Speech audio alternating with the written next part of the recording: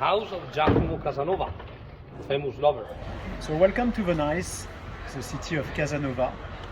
So we are here in one of the canals where he was surely driving along in such gondole with some ladies.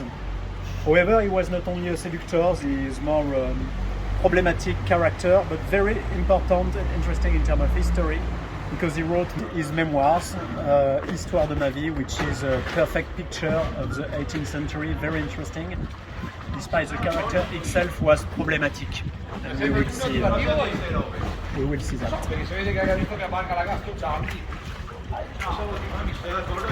So very nice ambience here, but it was better at the time. So here was born Casanova.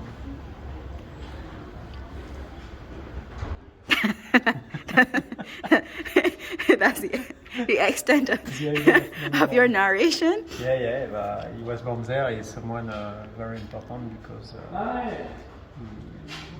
he was a bad person, but he wrote a nice book.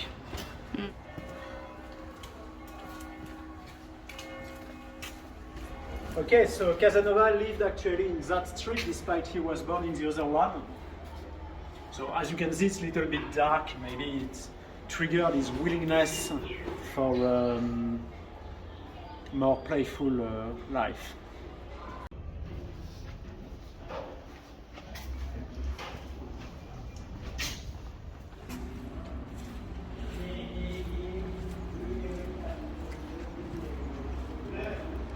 So it was in that church that Casanova was shaved like a monk, because he wanted to make an ecclesiastic career at the beginning, to be a priest or an abbé or something like that, which was a very wrong way for him. So here is a church from another angle, and just the side of the church, so the side of his living home, the Palazzo Malipiero.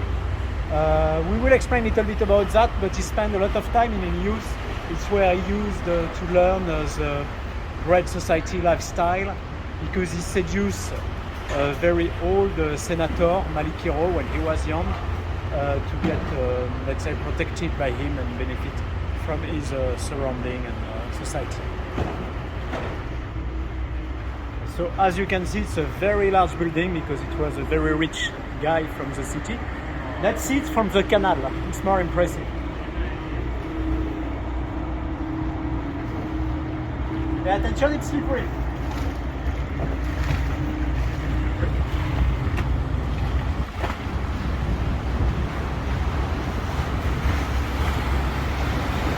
Look at that.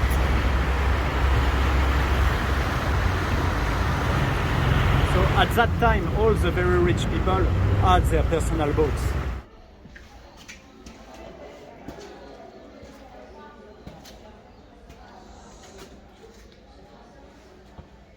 I don't talk strong because there is people living there. Here, Casanova had his first love. He was in love with a girl, his name was Angela, and he was rejected by her, which led to the next nice episode.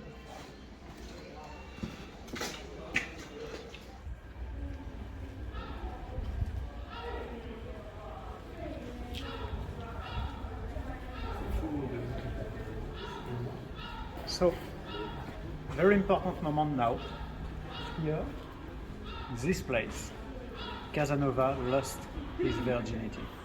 So, it might be a little bit strange when you talk about a famous historic character to point out where and when he lost his virginity.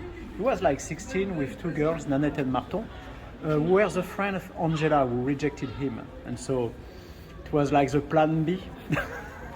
So the funny stuff is that in his memory, he is sleeping with the two girls, but he is not pointing out which one he started with. He said he was not aware because it was in the dark. However, Erasmus said that, let's pass it. But even if it's the dark, you can know who is whom, but we will never know if it was Nanette or Marton.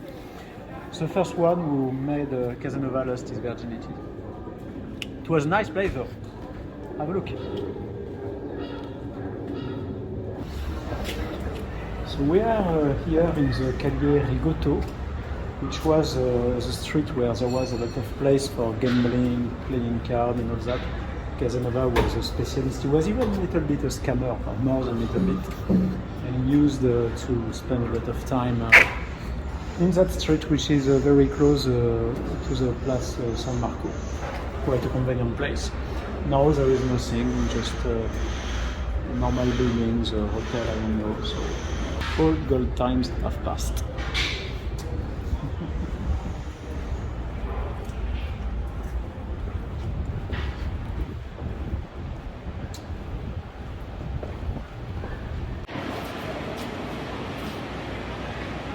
Yeah, so surely in these places there was some well-known places where he spent his nights trying to make money. Most of the time he lost money, which was the drama of his life actually.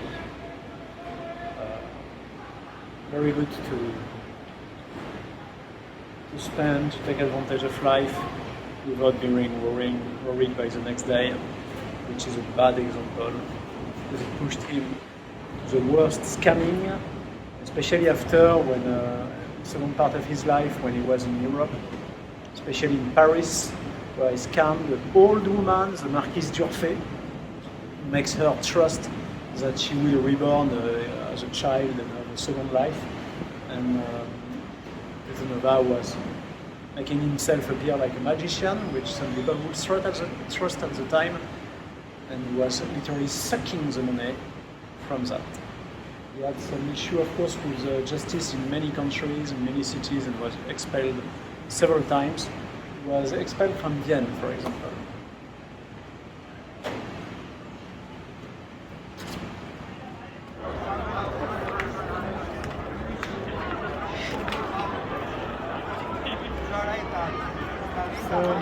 Here is Café Florian.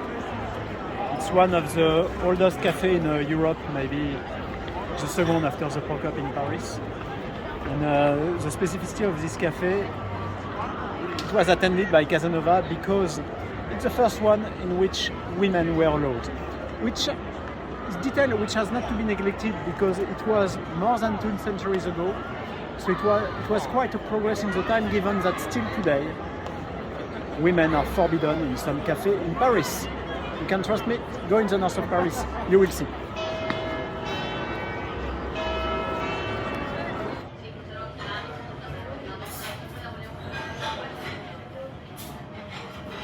The Cantina dos Spades, so it's a place where supposedly Casanova used to eat. But there is also a very bad story with his group of friends where they pranked some people. They used, it was a bad boy, a child literally. And there is a woman, they had a kind of gang sex with her. According to Casanova, it was a great pleasure for the woman, but we can assume that in the reality it was maybe not really that. That's part of the very dark side of the character. It was a crazy period with different value at that time, which clearly are not the one we have today. Of course, we will still eat there.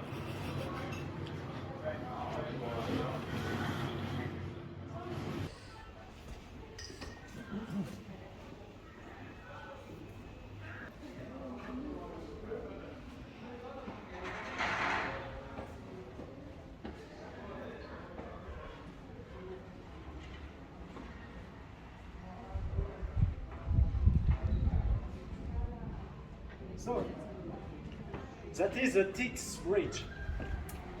So it's a place where there was a lot of wars, which was the case in almost all Venice history. There was more than 10,000 wars in all Venice. And actually here there were some brothels on top, maybe here, I don't know. And the wars used to show their tits literally to the passerbys.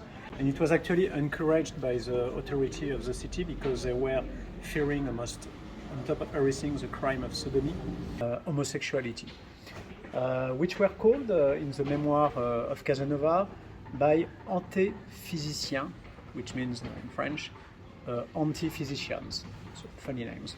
Despite Casanova was more praising out of the track behavior, so was not stigmatizing really people. It was a good aspect of Casanova. He was even a kind of feminist, and of course Casanova were wandering around for his next prey.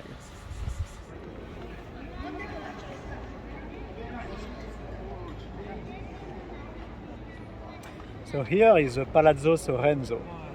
So it's a big palace where some nobles from the city were having a kind of big wedding between two families during 3 days. And Casanova at that time was still young and has been chased by Malipiero, his support, because Casanova tried to have an affair with the young woman Teresa Imer that Malipiero loved. Anyhow, it's not the first time that Casanova was chased from somewhere. Actually, he had to survive as a fiddle player at this type of event, and very late in the evening, when he was leaving the event, he helped someone, a very important person in the city, the Senator Bragadin, who was coming back to his castle, and actually, his palace, and actually had a heart attack or something like that. And Casanova helped him to go back with a boat to his castle, and during 3 days monitored him to avoid the doctors, to do the bad treatment like taking the blood, putting mercure, I don't know how we say in English, as it was used at the time by most of the doctors who were just scammers. And since at the end, eventually, when Bragadin cured, he assessed that it was thanks to the young Casanova, and literally adopted him. And during several years, a big part of his life, Casanova benefited from the support of Bragadin. So this is really a key moment in the life of Casanova, because without the friendship with Bragadin, Casanova would not have the, let's say, the finances which help him to finance all his adventures, travel, and even maybe escape from the jail. We will see that later.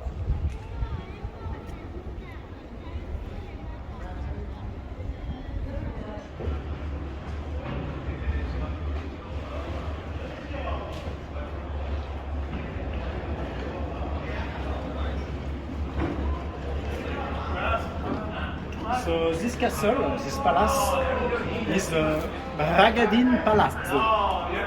So it was a very important palace for Casanova, because he was living there thanks to the Senator Bragadin.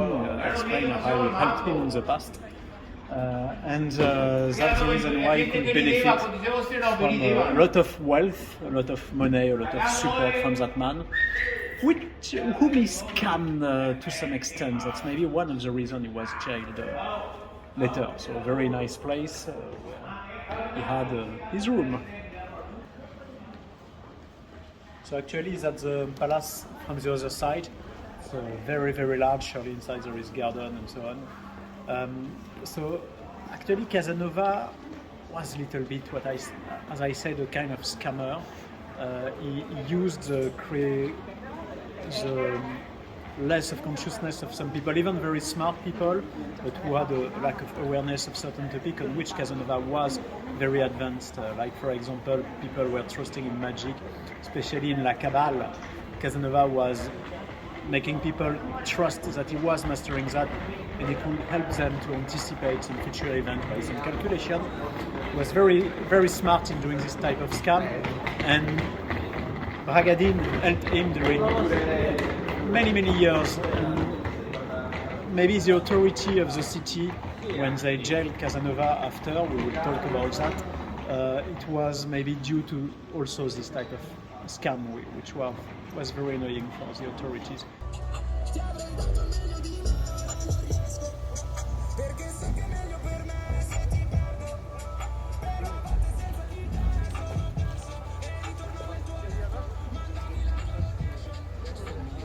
So here it's the island of Murano. It's just in front of Venice, and it's an interesting place because Casanova, right on this island, had one of the most romantic and hedonist story of all his life.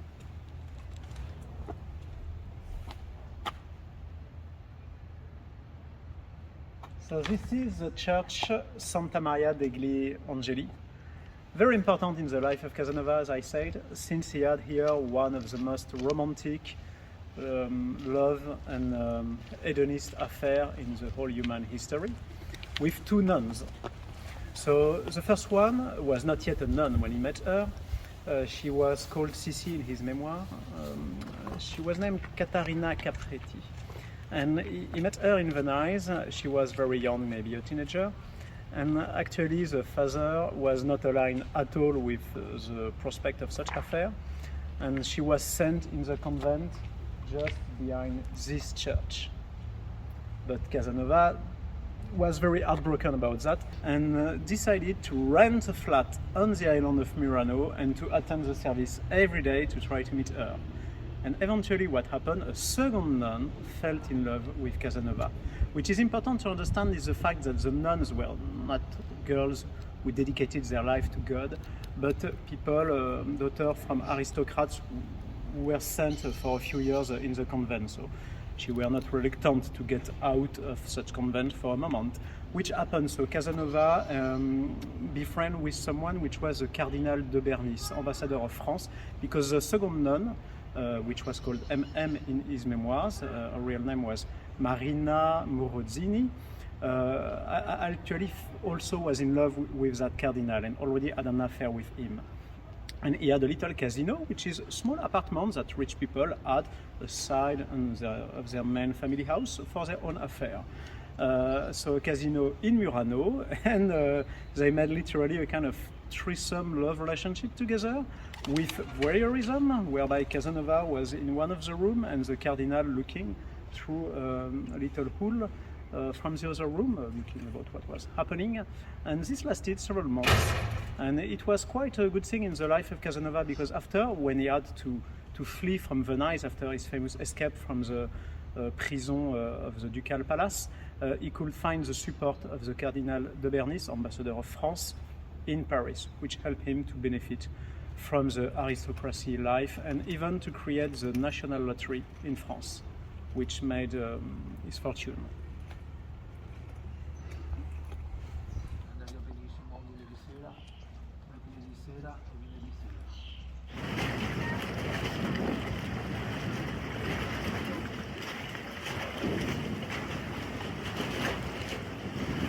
So here is the Dutch Palace, or the Ducal Palace. Casanova, after maybe several years of his youth in Venice, scamming, politically disturbing, seducing some ladies which were, let's say, belonging to some other men, very powerful people. He ended up being jailed when he was 30 for 5 years, but after 1 year and a half, he did maybe one of the most famous escape in the human history, and that's how he became a star in Europe. So in that jail, people were in the roof. Actually, the prisoners were in the roof in terrible condition. We will see that more in detail under specific material. We say plomb in French, I don't know in English. Which makes the temperature very cold in winter, very hot in summer. He was there in terrible conditions during more than 1 year. Actually, he could survive by the help and the support of Bragadin again. I think to conclude, I think that Casanova was not as much good at seducing women than he was at seducing men, and especially powerful men who could support his lifestyle.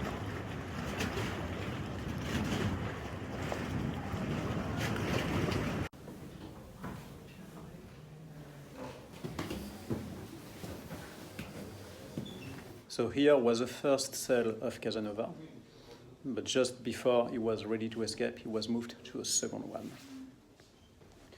And here, just aside, is the second cell of Casanova. As you can see, the entrance is very, very small. And from the other side, we can have a look.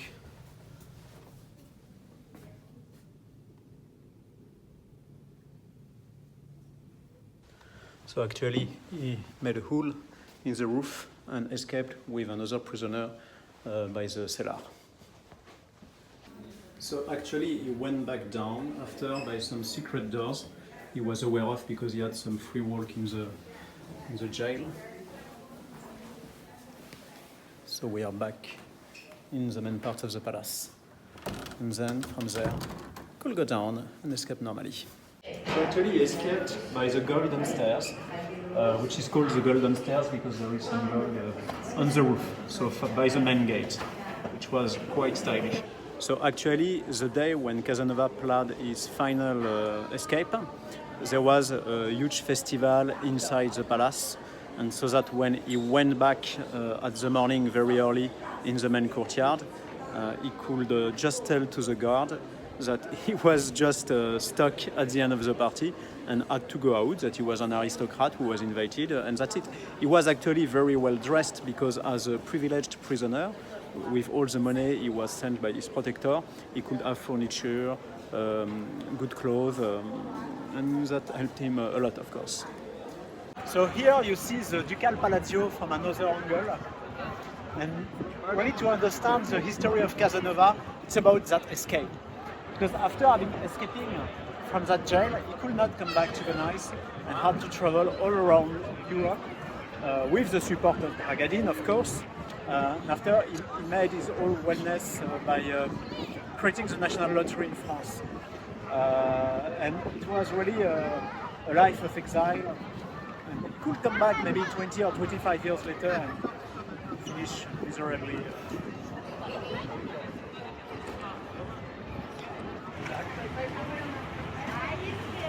So, interesting hotel, because before it was not a hotel, it was a theater. And when Casanova was allowed to come back to Venice in his 50s after having traveled all around Europe, he had to survive with some jobs because he lost most of his money because he had a crazy life. He was not a manager, let's say. And didn't work well, so surely it was not profitable. After he had another job and because of political concern was kicked out again from the city. His end of life was a total failure, and he found himself being hosted by a protector, thankfully. And since when he was old, he was very bored.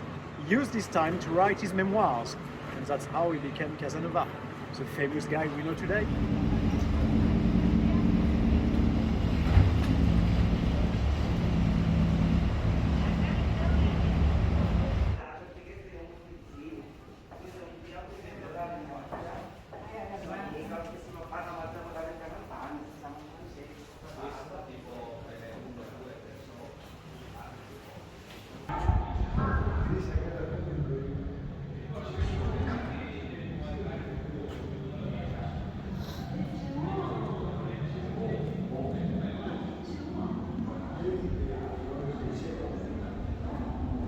So we are here in the Grimani Palazzo.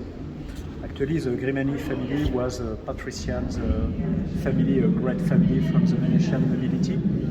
Since maybe the 15th century, one of the Grimani was even Doge of Venice.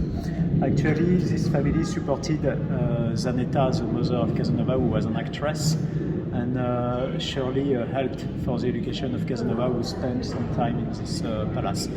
It's even possible that the real father of Casanova is one of the Grimani brothers who would have had an affair with his mother, who was an actress, kind of scheme which was quite frequent at the time. It's really an impressive palace. Have a look here. It's clearly one of the members of the Grimani family, maybe the one who became Doge. And just look at the austerity of the face. It's just like incredible how it looks very serious compared to the funny life of Casanova himself. The contrast is very appealing. Really, it's a marvelous palace. Just look at that. Here we organize some ceremonies. Give an insight about what was the level of life of these people in Venice at the time. Clearly, this portrait inspires me terror and fear. I would not have liked to live in that family. Austerity, I think, is the best word to characterize what was, I think, the main features of such great families It was this city, Venise, at the time was a mixed place where everything was permitted, as we can see with the number of prostitutes, which was just crazy, more than 10K. And also Inquisition was acting at the same time, put people in jail for political concerns, bad morale, and all that. So on one aspect, we can think that everything was allowed and it was the best period to have a crazy life like adventurous. However, at the same time, maybe the moral strength and constraint also was much more terrible than what it can be today. So, to conclude on Casanova, I think it was a very interesting pilgrim to walk on his steps. He's a very interesting historic character. Let's not forget that the way he acted even for that time was very wrong, because he was scamming a lot of people, pressuring women, maybe more than that. But it's really a pleasure to walk in Venice in his steps. And now we leave to the airport in a nice little boat, I think the same type of boat that he will have taken himself.